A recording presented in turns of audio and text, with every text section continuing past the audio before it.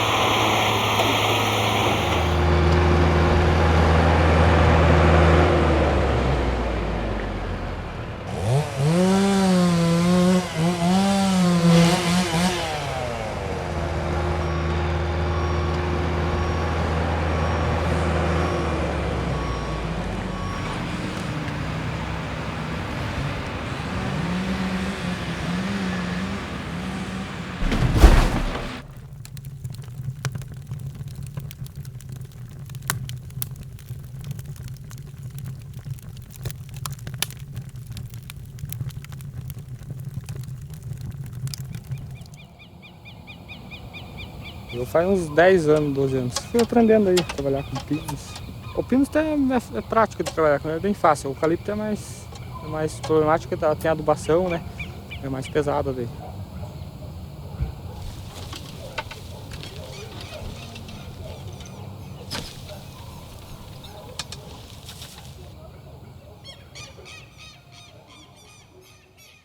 Por que que a Guerra do Contestado foi uma guerra da erva mate, né? Na verdade, os interesses de Santa Catarina pela região começam exatamente, embora há todo aquele processo ou aquela história dos documentos pela posse do território, ainda da capitania de Santa Catarina, mas também defendo a tese de que Santa Catarina só se interessou pela região do Contestado porque esse território tinha algo que lhe interessava, que era a erva mate, que representava naquela época quase que 90% das exportações, tanto do Paraná quanto de Santa Catarina. E Santa Catarina não estava interessada no território, estava interessada sim no que havia no território, né? Que era a erva mate, que era então o grande filão econômico, depois sucedido pela madeira.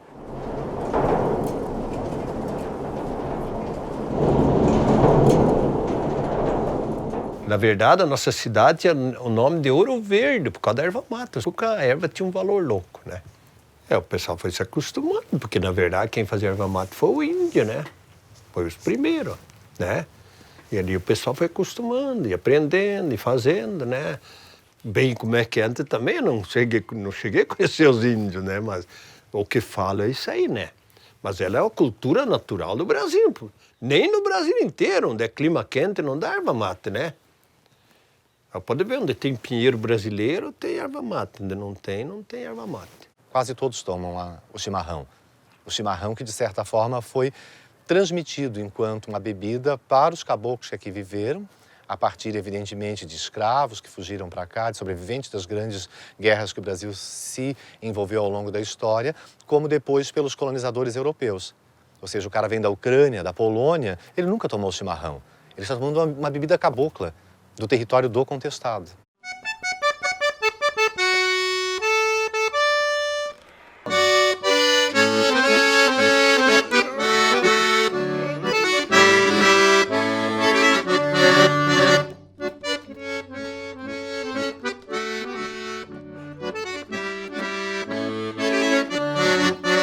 O caboclo, ele só foi violento a partir que ele foi violentado. Ele parte, vamos dizer, para a justiça, para ele acreditar num algo maior, porque ele foi afastado, ele foi expulso da onde ele vivia. Os caboclos não se revoltaram, eles foram atacados.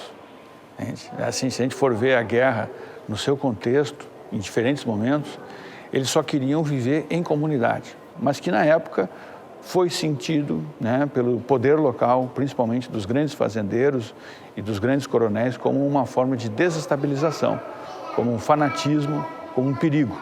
Que o primeiro combate foi lá no Irani, que estava meu avô dos dois lados, né, materno e paterno. Tinha meus tios, os mais antigos que conviveram aquele tempo, estavam naquele combate. O meu pai era Tomás Teixeira Palhano. Era o nome dele. Ele foi numa guerra lá no Irani. Lá mataram, foram 5 irmãos, lá ficou 2 mortos. A polícia bateram neles lá, no contado de José Maria e Jango Alberto. Morreram tudo. De 300 polícias que foi lá, escapou um, foi baleado aqui. Meu pai foi baleado. Se balearam, eles estavam atirando, tem um rio que nem esse aqui, atiravam de lá, do lado de lá, por cima, assim, até canhão largavam. E aonde que o caboclo venceu, né, o primeiro combate. Foi matado os 2 chefes, né, mas a maioria do caboclo se defendeu. Daí foi aonde que eles ficaram mais furiosos, que veio a força do Paraná se reuniu com de Brasília e vieram e arrasou com tudo daí. E eles foram se defendendo, né, se defenderam no Irani, se defenderam em Taquarussu. Houve o bombardeio do 2º Taquarussu, que não foi um combate, foi um massacre, né, porque eles não tiveram nem chance de combater. Houve o ataque a Caraguatá, e só em julho de 1914 é que eles passaram para a ofensiva. Aí a gente pode, e eles passam a se autodenominar como rebeldes mesmo, né, porque realmente eles deixam só de se defender e passam a atacar. Então, entre julho e novembro de 1914, há uma grande expansão do movimento rebelde e uma multiplicação dos redutos por todo o Planalto Catarinense. E o pessoal, para se cobrar dos americanos, digamos assim, que tomavam as terras, matavam crianças, matavam mulheres, eles também queimaram Calmon, como o Chiquinho Alonso ficou uma frase escrita hoje nos anais, nos livros, que ele disse: não matem mulheres e crianças, né? Agora queimem tudo que é dos americanos, matem os homens, matem os verdadeiros jagunços, que são os pistoleiros da Lambert, né? E quando o Venuto Baiano atacou, Matos Costa estava subindo para atender Calmon, não sabia que São João dos Pobres estava sendo atacado, né? E ao chegar aqui, como ele tinha um conhecimento com os caboclos, ele desceu do trem para conversar com os caboclos, né? E acabou sendo morto por aquelas pessoas que ele defendia. O capitão Matos Costa até entrava dentro dos redutos, foi o único militar que levou a história verdadeira, né, para os governantes, contando o que se passava dentro dos redutos, o que se passava na vida cabocla, como é que estavam sendo tratados os caboclos do contestado, né? Eu vi a ficha do Matos Costa. Ele participou da campanha de Canudos. Ele recebeu elogios pelo assalto final a Canudos. Ele arremessava bananas de dinamite gritando "Viva a República!", né? Ele achava que estava defendendo a República. Depois, essa geração de militares vai vendo que eles não estavam lutando pela República dos sonhos deles, né? Há várias queixas, tanto do Matos Costa como de outros oficiais do Exército, daquilo que eles chamam dos mandões locais, da politicagem. Tudo isso hoje nós chamamos de coronelismo. Embora naquela época a imprensa, os médicos e vários setores, mesmo do meio político, achavam que fosse impossível um desenvolvimento no país com a população nacional, por isso a defesa da imigração, né? Vários desses militares não tinham esse como um projeto. Eles pensavam a nação e pensavam a nação com ela tal qual ela existia, né? Então existe por parte não só de Matos Costa, mas por vários intelectuais da média oficialidade do Exército daquela época, uma preocupação com a ação do contestado. Então, eu acho que o Matos Costa tem efetivamente o que a gente percebe na imprensa da época é que ele tenta negociar, ele vai até o Rio de Janeiro, efetivamente, tentar buscar alianças políticas, né, para tentar solucionar aquele conflito ali de uma forma política que não fosse pela força efetivamente. Então ele tem esse processo.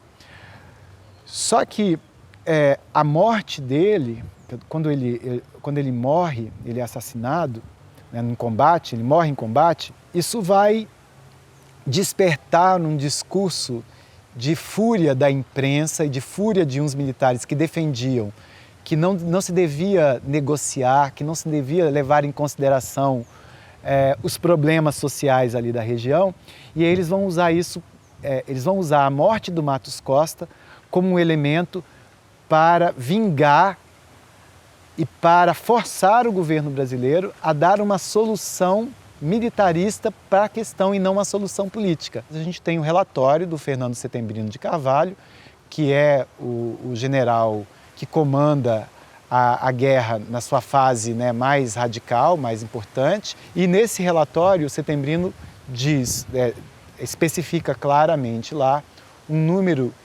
inicial que ele tinha estimado de 4.000 homens. Ele esperava resolver o conflito com esses 4.000 homens, mas imediatamente ele percebe que não dá conta, ele precisa de pedir uma força auxiliar.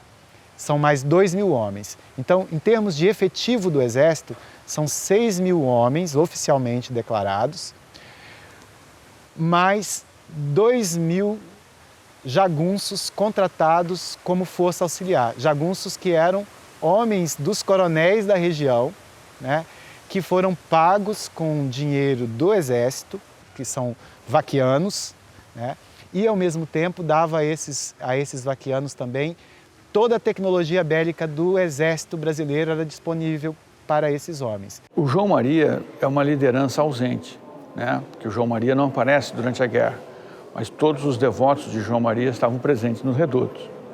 Agora, o mundo de João Maria é muito maior, porque entre os vaquianos que combateram os sertanejos existiam também muitos devotos de João Maria, certo? Isso é um momento complexo, né? Agora, José Maria era um curandeiro. ficou famoso como curandeiro, conhecido como curandeiro eficaz, né? E ele nunca se apresentou em vida como um rezador, certo? Só depois da morte dele no combate do Irani é que ele teve uma memória santificada pelos caboclos e foi... porque ele morre no primeiro combate, né? Então, a peculiaridade do movimento contestado é justamente essa. Não há uma única liderança do início ao fim, né? É uma sucessão de lideranças dentro da mesma tradição cultural que vai tocando a vida nos redutos ao longo do conflito, né? Então, primeiro tem as lideranças místicas das meninas e dos meninos deuses, né? Das meninas virgens e dos meninos deuses, a Teodora, o Manuel, o Joaquim, depois, mais tarde, a Maria Rosa. A Maria Rosa já marca um processo de transição. A Maria Rosa era uma vidente, mas ao mesmo tempo já era uma comandante de briga.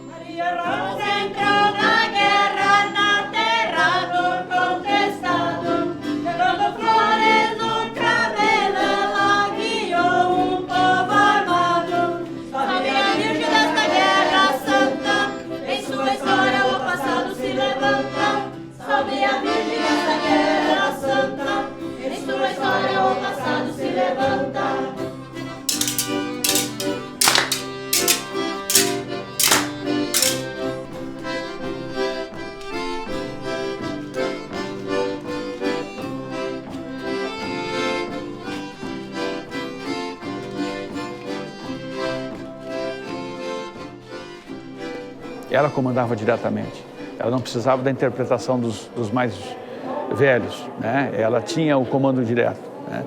E a partir do cerco e da intensificação dos conflitos, vai crescendo a presença das chamadas lideranças de briga. Muitos deles antigos maragatos, antigos federalistas avulsos que existiam pelo Planalto e que vão se identificar ao longo das décadas anteriores com a tradição de João Maria. Então, todo aquele povo ervateiro, de peões, de agregados, já tinha sido recrutado para as forças ou dos chimangos ou dos maragatos. Era gente que tinha experiência de briga. Existiam até entre eles veteranos da Guerra do Paraguai. Não era uma região isolada. O Planalto era uma região fortemente ligada tanto ao norte quanto ao sul do Brasil, pelo caminho das tropas, né? Então era uma população que sabia o que acontecia em Buenos Aires e no Rio de Janeiro, né? Era uma população que tinha um arco de relações sociais que o tropeirismo fazia com que tivesse essa abrangência geográfica maior, entende? Então eu não concordo com as teses que dizem que o caboclo era um isolado, um ignorante, um matuto, alguém não, né? Esses sertanejos, eles vivem num mundo com muitas experiências, com muitas conexões. A ferrovia para eles não é uma surpresa. Eles sabiam das ferrovias que estavam sendo construídas em São Paulo, no Rio Grande do Sul, e quando chega lá o ramal, não é uma novidade para eles. O Exército Brasileiro está tentando se reorganizar como instituição. Até aquele momento, o Exército Brasileiro ele tinha uma má fama. Não existia serviço militar obrigatório, né? O serviço ele era voluntário e sempre faltava gente. E esse número que faltava tinha que ser preenchido de alguma forma. Geralmente mandava-se para as delegacias para que os delegados preenchessem esses claros. Não se tinha uma ideologia militar. E durante a Guerra do Contestado, o Exército está tentando mudar esse perfil. No início do século XX, o Exército tinha passado por uma experiência muito traumática, que foi a atuação na Guerra de Canudos. Essa atuação foi dramática para o Exército Brasileiro. Depois da guerra, você tem, em 1901, o Euclides publica Os Sertões. E nessa narrativa do Euclides, a participação do Exército não é louvável. Então, durante a Guerra do Contestado, precisava-se repensar a participação do Exército nos movimentos sociais. E essa representação extremamente negativa precisava ser mudada. Estava já no Brasil, em experiência, uma tentativa de instituir um serviço de aviação militar no Brasil, que não existia até então. A gente não pode dizer que houve efetivamente o uso da aviação no contestado. Ele foi os primeiros testes, já nos primeiros testes, o avião do Kirk caiu e o Kirk morreu.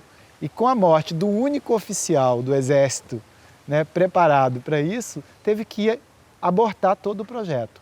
Mas ainda assim, o Setembrino de Carvalho fotografou essas aeronaves, fotografou ele frente com o Kirk, o Darioli, e publicou isso nos jornais do Rio de Janeiro, né? E para a memória da sociedade posterior, quer dizer, para nós que investigamos isso, se a gente não tomar cuidado, a gente olha para essas fotografias e pensa que ali efetivamente foi usada a aviação para fins militares.